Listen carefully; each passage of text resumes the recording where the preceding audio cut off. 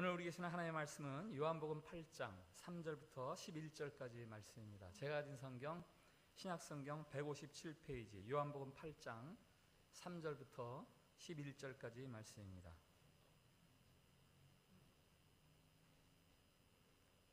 요한복음 8장 3절부터 11절까지 말씀, 봉독할 때 살아계신 우리 하나님의 음성으로 들으시기 바랍니다.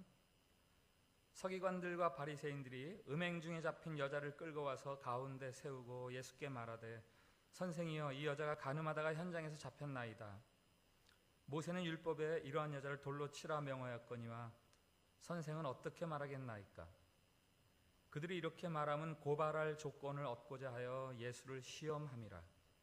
예수께서 몸을 굽히사 손가락으로 땅에 쓰시니 그들이 묻기를 맞이 아니하는지라.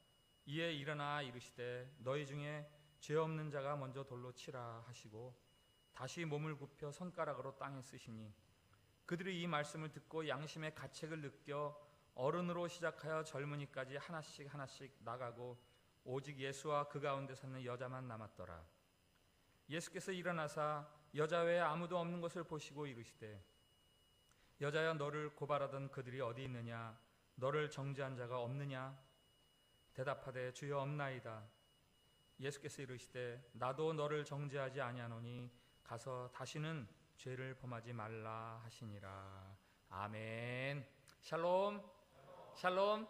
예, 한 번 더 밝은 얼굴로 주변 분들을 축복합니다. 하나님께서 우리를 사랑하십니다.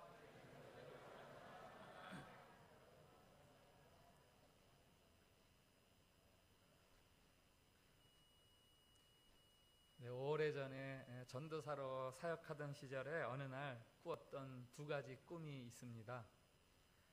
첫 번째 꿈은 제가 꿈속에서 다른 사람에게 막 폭행을 가하는 꿈이었어요.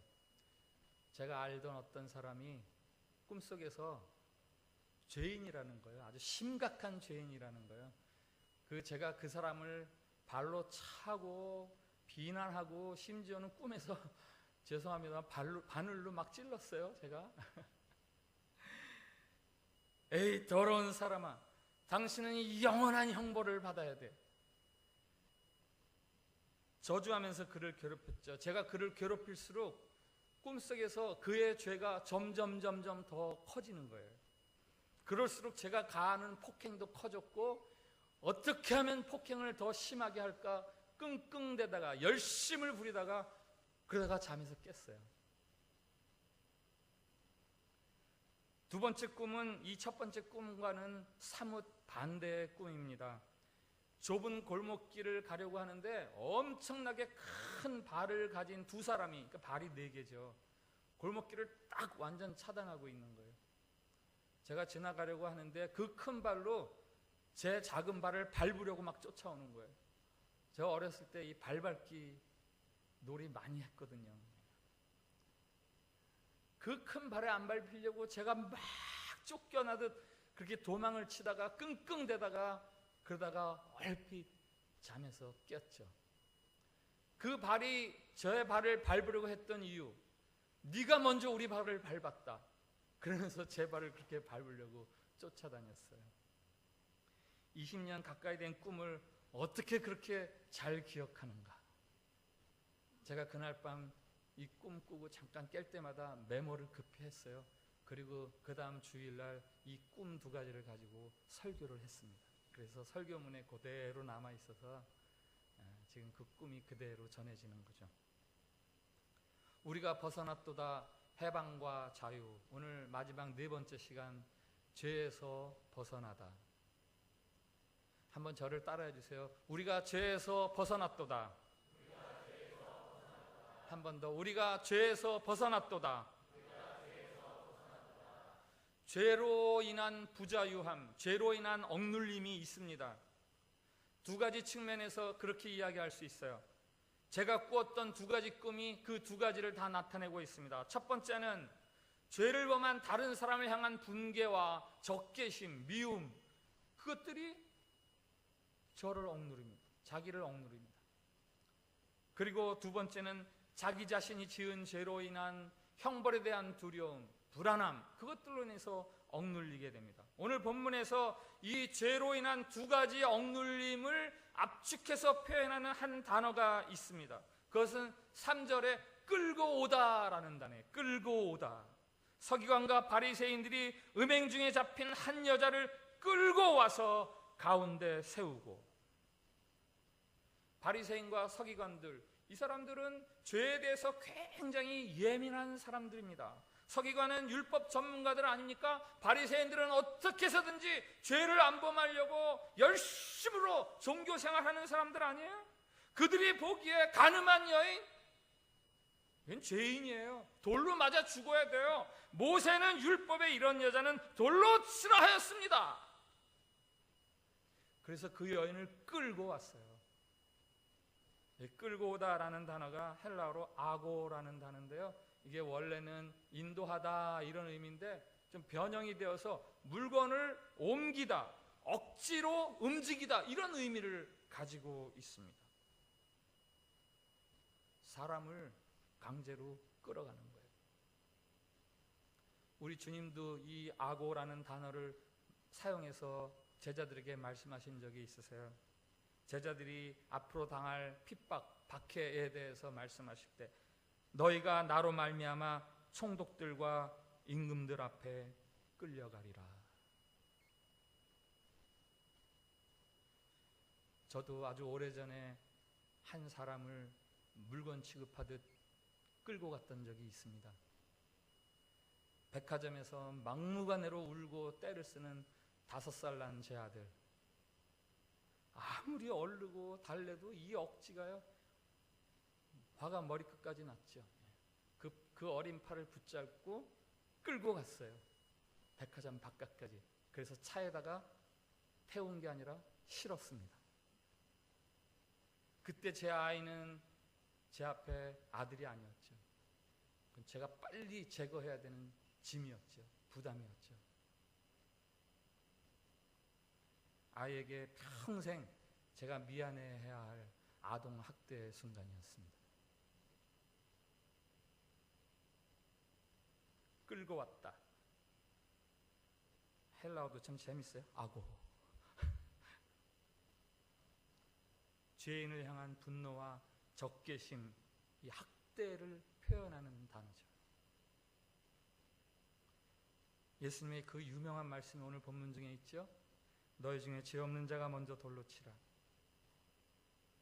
이 말씀에 그렇게 기세등등했던 사람들이 다 물러갔습니다. 죄가 없는 사람은 단 한 사람도 없었다라는 이야기죠. 사실은 다 죄가 있어요. 그런데 죄인에 대해서 분노하는 거예요. 죄인들이 죄인을 보고 막 화를 내요. 로마서에 이런 말씀이 있습니다. 남을 판단하는 것으로 내가 너를 정죄함이니 판단하는 내가 같은 일을 행함이니라. 우리가 비난하고 정죄하는 그 일을 우리도 똑같이 행하면서 다른 사람한테 너 죄 있어, 넌 사람 아니야, 너는 물건 취급해야 돼.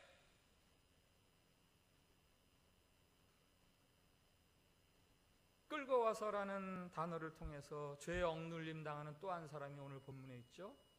여인입니다. 한 여인, 가늠한 여인, 남편이나 약혼자를 둔 채 다른 남자와 잠자리를 같이 했으니 분명히 죄를 지었습니다. 이 여인을 끌고 온 것은 서기관과 바리새인들이 아니에요. 죄가 끌고 온 거예요. 죄가. 모욕을 당하면서도 할 말이 없죠. 죄인인데. 죄책감과 부끄러움에 짓눌려 있습니다. 요즘 한국에서 햄버거 때문에 문제가 되는 것 같은데 햄버거 하나 소개해 드릴게요. 이 햄버거 이름은 죄버거입니다. 가운데 그 고기 부분이 죄이기 때문에 가운데 죄가 들어있고 위에 덮은 빵은 다른 사람을 향한 분노와 적개심, 그 밑에 받치고 있는 빵은 자기 자신의 형벌에 대한 두려움과 불안함. 죄를 중심으로 해서 다른 사람을 향한 분노의 마음, 그리고 자기가 받게 될 그 죄책감과 형벌에 대한 두려움, 그게 한 세트를 이루고 있어요. 한 세트. 그걸 날마다 사람들이 먹어요. 그 죄버거를. 그러면서 압박당하고 있는 거예요. 고통당하고 있는 거죠. 예수님이 여인에게 말씀하십니다. 여자여, 너를 고발하던 그들이 어디 있느냐. 이게 우리말에는 잘 안 나타나는데 이 여자여라는 말이요, 이게 헬라어로 귀네라는 호칭인데, 이것은 여인을 부를 때 존중심을 담아서 부를 때 쓰는 말이에요. 애정과 친밀감을 가지고 부를 때 여자여. 예수님이 어머니 마리아를 부를 때 여자여 이 단어를 사용했고요, 2주 전에 보았나요? 사마리아 수가성 여인을 부를 때 여자여. 다 똑같은 말이에요. 다른 사람들은 야, 너!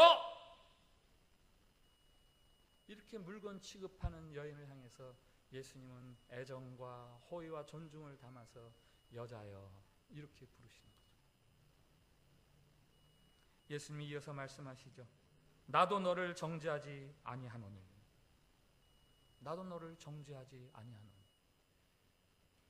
죄 없는 자가 먼저 돌로 치라는 말씀에 다 물러갔지만 사실은 그 자리에서 그 여인을 돌로 칠 수 있는 한 사람이 있죠. 우리 예수님.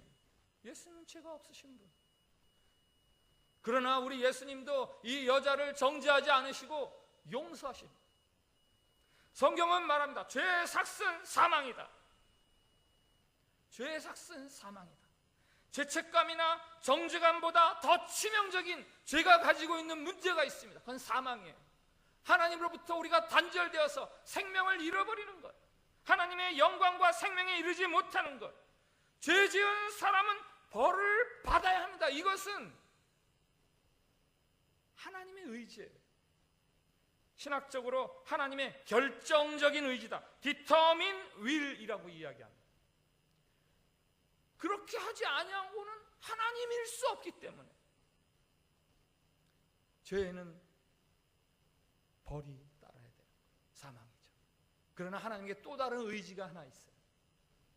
죄인들이 구원에 이르는 것을 원하는 것. 그것이 하나님의 또 다른 의지예요. 그래서 디모데전서에서는 이렇게 말합니다. 하나님은 모든 사람이 구원을 받으며 진리를 아는 데 이르기를 원하시느니라. 이것을 하나님의 소원적인 의지, desire will 이렇게 이야기합니다. 하나님은 죄인들에게 사망이라는 벌을 줄 수밖에 없는 분이십니다. 그러나 또 아울러서 그 죄인들이 구원에 이르기를 원하시는 의지를 가지고 계십니다. 요한복음 3장 17절 말씀 한번 같이 볼까요? 다 같이 시작. 하나님이 그 아들을 세상에 보내신 것은 세상을 심판하려 하심이 아니요 그로 말미암아 세상이 구원을 받게 하려 하심이라. 아멘. 하나님의 이 결정적 의지를 알고 있는 사람들은, 죄인들은 다 죽어야 한다고 알고 있었어요. 그러나 하나님이 그 아들을 세상에 보내셨으니 그것은 죄인들을 심판하려고 하시는 것이 아니라 죄인들을 구원하려는 소원적인 의지가 있으셔서 그랬다. 예수님이 세상에 오신 이유는 죄인들을 심판하기 위해서가 아니라 구원하기 위해서 오셨습니다. 예수님은 하나님의 결정적인 의지뿐만 아니라 소원적인 의지를 이루시기 위해서 오셨습니다. 예수님이 십자가를 지신 이유는 죄인들을 정죄하기 위해서가 아니라 죄인들을 용서하기 위해서였습니다. 오늘 본문 다음에 12절에서 예수님이 말씀하세요. 나는 세상의 빛이니 나를 따르는 자는 생명의 빛을 얻으리라. 나는 세상의 빛이니 나를 따르는 자는 생명의 빛을 얻으리라. 어떤 사람이 방에 들어갔습니다. 밤이니까 너무 깜깜해요. 방 안에 어둠이 가득 찼어요. 이걸 어떻게라도 좀 밖으로 몰아내볼까? 빗자루를 쓸어냅니다. 없어지질 않아요. 걸레로 닦아냅니다. 좀 없어지라고. 안 없어집니다. 선풍기를 틀어서 막 문 밖으로 날아가라 어둠아. 날아갈 리가 없죠. 전기 스위치를 올렸어요. 불이 탁 들어오면서 어둠이 순간 사라졌어요. 나는 세상의 빛이라. 예수님은 세상의 어둠을 몰아내시는 분, 특별히 죄를 몰아내시는 분, 죄로 인해 어둠에 갇힌 영혼들을 자유롭게 구원해 주시는 분이 바로 우리 예수님이세요. 사도 바울의 독립선언문이 있습니다. 사도 바울의 독립선언문, 죄로부터의 독립선언문. 그 내용이 뭔지 아세요? 한번 같이 볼까요? 고린도후서 3장 17절 말씀 같이 읽겠습니다. 시작. 주의 영이 계신 곳에는 자유가 있느니라. 아멘. 저게 독립선언문이에요. 주님으로 말미암아 내가 자유해졌노라. 그리스도의 마음이 우리를 죄책감에서 자유롭게 해방시킵니다. 그리스도의 영이 우리를 다른 사람에 대한 미움과 적개심에서 해방시켜요. 예수 그리스도가 죄의 결과인 하나님의 진노, 곧 사망에서 우리를 자유롭게 해줍니다. 예수님도 이런 말씀하시죠. 진리를 알지니 진리가 너희를 자유롭게 하리라. 진리를 알지니 진리가 너희를 자유롭게 하리라. 죄를 범하는 자마다 죄의 종이라. 아들이 너희를 자유롭게 하면 너희가 참으로 자유로워지리라. 주님은 어떻게 우리를 죄에서 벗어나게 하십니까? 어떻게 우리에게 죄로부터의 자유를 누리게 하십니까? 앞서서 하나님의 디터민 윌, 결정적인 의지와 디자이어 윌, 소원적 의지에 대해서 말씀을 드렸습니다. 죄는 그 죄값을 지불해야만 돼요. 형벌을 받아야만 합니다. 그러나 하나님은 죄인들이 구원 얻기를 바라십니다. 이 하나님의 두 가지 의지를 동시에 성취하는 것이 있어요. 그것이 바로 예수 그리스도의 십자가예요. 예수님께서 십자가에 달려 죽으신 것은 죄에 대한 형벌을 받으시는 거예요. 예수님 십자가에 달려 죽으심으로 말미암아 이제 모든 세상의 죄가 그 값을 지불하여 그를 믿는 자들은 죄에서 자유로움을 얻게 되는 거죠. 구원을 얻게 되는 거죠. 세례 요한이 예수님을 향해서 말합니다. 보라, 세상 죄를 지고 가는 하나님의 어린 양이로다. 예수님은 다른 사람들의 죄를 대신해서 희생하는 어린 양입니다. 예수님 스스로 말씀하세요. 인자가 온 것은 자기 목숨을 많은 사람들의 대속물로 주려 함이라. 예수님은 자기 목숨을 대속물로 내어놓으셨습니다. 그것이 바로 십자가에서의 죽음입니다. 십자가에서 예수님 말씀하시죠. 아버지여, 저들의 죄를 용서하여 주옵소서. 이것은 주님이 십자가 위에서 그저 하나님 저들을 용서해 주세요 드리는 단순한 기도가 아니에요. 이 말씀을 통해서 이제 이 세상의 모든 죄인들이 다 용서함을 받았노라는 대선언이에요. 에베소서 1장 17절을 함께 읽겠습니다. 에베소서 1장 17절 말씀 시작. 우리는 그리스도 안에서 그의 은혜의 풍성함을 따라 그의 은혜의 피로 말미암아 속량 곧 죄 사함을 받았느니라. 아멘. 그의 피로 말미암아 속량 곧 죄 사함을 받았느니라. 저 속량이라는 말 뜻이요, 바이백 한다는 거예요. 바이백, 다시 되산다. 잃어버렸던 걸 되찾는다. 성경은 위대한 사랑에 대한 책입니다. 죄의 용서에 대한 책입니다. 예수 그리스도의 보혈로 말미암아 죄인들이 죄의 용서함을 받았다라는 것을 선언하는 책이에요. 여러분, 그리스도인이란 도대체 어떤 사람들입니까? 기독교 신자란 어떤 사람들입니까? 주일이면 교회 와서 예배드리는 사람들입니까? 밥 먹을 때 음식물 앞에서 감사의 기도를 드리는 사람들입니까? 뭐 전혀 틀린 말은 아닙니다. 그러나 그리스도인이란 예수님의 십자가의 희생으로 말미암아 내 죄가 용서함 받았습니다는 사실을 믿는 사람들이 그리스도인이에요. 루이스 존스라는 사람이 이런 질문을 합니다. 죄의 무거운 짐에서 해방되고 악을 이기길 원하십니까? 정욕과 교만에서 벗어나길 원하십니까? 얼룩진 죄가 눈보다 더 희게 되기를 원하십니까? 그리고 이런 대답을 합니다. 주님의 보혈은 능력이 있습니다. 그의 피를 믿으십시오. 주님의 보혈, 어린 양의 피는 매우 귀중한 피입니다. 찬송가 268장에 있잖아요. 죄에서 자유를 얻게 함은 보혈의 능력, 주의 보혈. 우리 저거 벌써 하라고 딱 띄워주시네. 네. 앞에 파랑은 남자들만 합니다. 빨강은 여자들만 합니다. 그 뒤에 후렴 한번 보여주세요.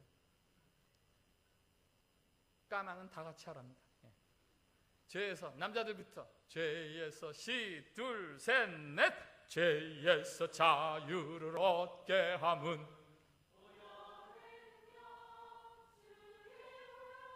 시험을 이기고 승리하니. 다 같이 주의 보혈, 주의 보혈 능력이 있도다. 주의 피 믿으오. 주의 보혈 그 어린 양의 매우 귀중한 피. 여자분들 육체 정욕을, 남자들 보혈의 능력, 주의 보혈 참 놀라운 능력이로. 다 같이 주의 보혈, 주의 보혈 능력이 있도다. 주의 피 믿으오. 주의 보혈 그 어린 양의 매우 귀중한 피. 다 같이 3절. 눈보다 더 희게 맑히는 것, 눈보다 더 희게 맑히는 것. 보혈의 능력, 주의 보혈 부정한 모든 것 맑히시니. 참 놀라운 능력이로. 주의 보혈, 주의 보혈 능력이 있도다. 주의 피 믿으오. 주의 보혈 그 어린 양의 매우 귀중한 피로다. 할렐루야. 4절 들어보세요. 4절이 있어요. 4절. 구주의 복음을 전할 제목, 보혈의 능력, 주의 보혈. 날마다 나에게 찬송 주니 참 놀라운 능력이로다. 날마다 나에게 찬송 주니 참 놀라운 능력이로다. 죄에 짓눌린 사람은 노래할 수 없죠. 불안하고 두려운데 어떻게 노래를 합니까? 다른 사람을 향한 분노와 적개심이 있는 사람들 노래할 수 없죠. 하나님과 끊어지는 사람들이 무슨 노래를 부를 수 있겠습니까? 예수 그리스도의 보혈의 능력을 믿는 그 사람들은 노래할 수 있는 사람들, 날마다 찬송을 부르게 하니 매우 귀중한 피로다.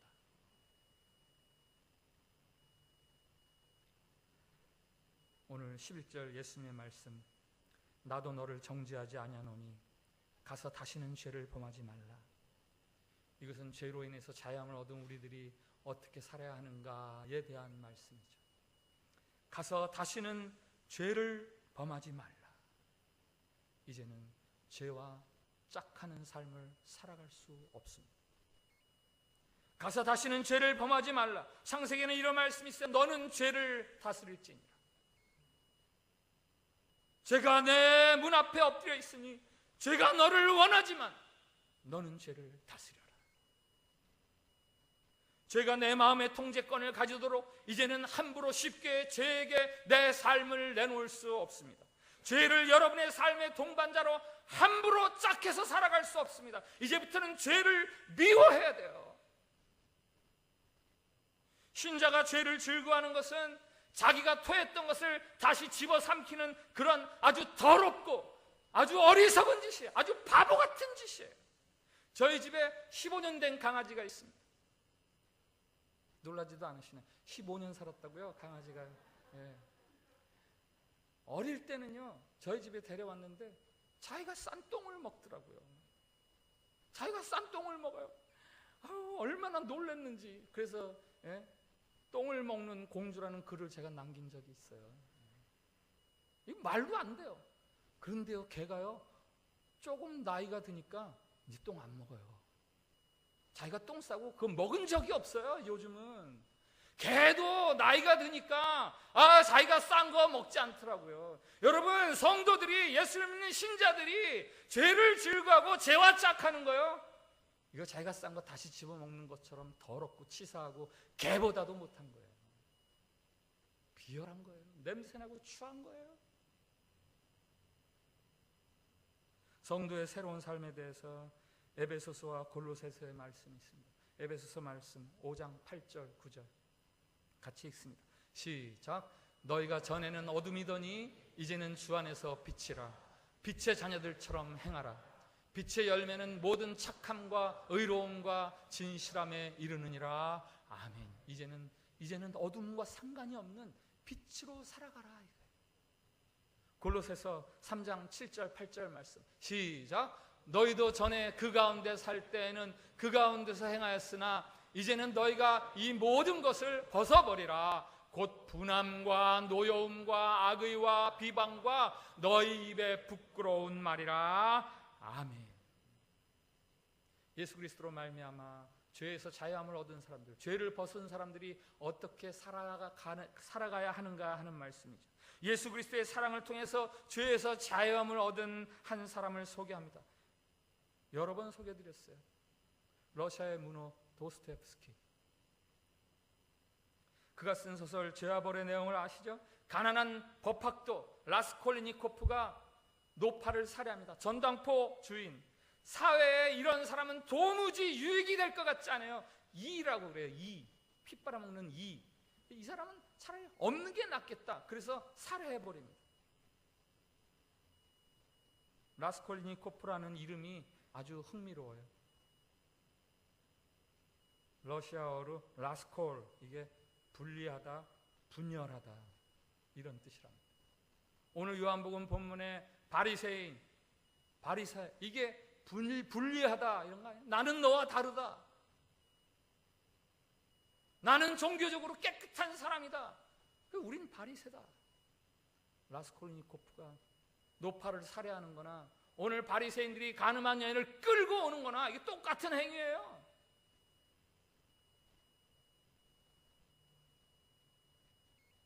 라스콜니코프가 자수하죠. 내가 노파를 죽여서는 안 되는 건데 죽였구나. 그래서 자수하는 게 아니에요. 소냐라는 한 여인이 간곡하게 자수를 권하죠. 소냐는 온통 그 삶이 사랑과 희생과 헌신의 결정체예요. 소냐의 모습에서 한 구원자의 모습을 보고 그녀의 권유를 따라서 자수해서 시베리아 유영 8년 유영을 가는데 소냐가 따라갑니다. 유영생활 1년 만에 마침내 라스콜니코프가 이 소냐 앞에 무릎을 꿇습니다. 법과 자격을 따지면서 살아가던 법학도가 사랑과 은혜로 살아가는 헌신적인 여인 앞에서 허물어지는 거예요. 자격과 수준을 따지던 냉철한 법학도가 사랑의 무릎에 엎드려서 눈물을 흘립니다. 그 대목을 제가 읽어드릴게요. 두 사람은 한동안 입을 열지 못했다. 두 사람의 눈에는 눈물이 개어 있었다. 안색은 창백하고 지친 모습, 그러나 그 창백한 얼굴에는 새롭게 되살아난 미래의 서광이, 새 생활의 완전한 서광이 빛나고 있었다. 두 사람을 부활하게 한 것은 사랑이었고 두 사람의 마음은 결코 마르지 않는 생명의 샘이 되었다. 두 사람은 고난을 참고 견뎌내기로 결심했다. 아직 7년이라는 세월이 남아있다. 그동안 그 세월만큼의 무거운 고통과 그 고통만큼의 행복이 있을 것이다. 갱생했다. 다시 태어난 완전히 새로운 생명을 느끼고 있었다. 그날부터요, 라스콜니코프에게 이상한 일이 벌어졌어요.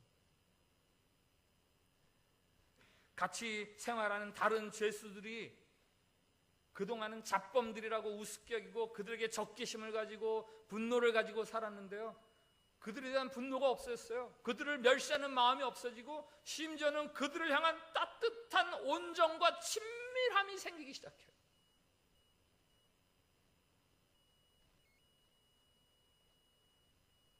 이 소설 마지막 페이지는 그런 구절이 있죠. 형기 다 마치고 나서의 이야기입니다. 7년, 겨우 7년, 이 벅찬 행복을 느끼기 시작한 순간 두 사람에게는 그 7년이 7일 정도로밖에 생각되지 않았다.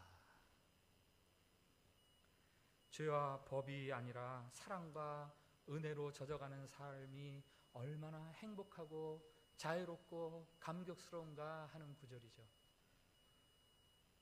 도스토옙스키는 이거 뭐 자전적인 소설이라고 그러잖아요. 28살 때 죽음의 문턱까지 갔던 사람이에요. 러시아 황제에 반역하는 모반을 꿈꾸다가 적발되어서 사형 언도를 받고 사형 집행장에 세워져서 5분 후면 죽는 거예요.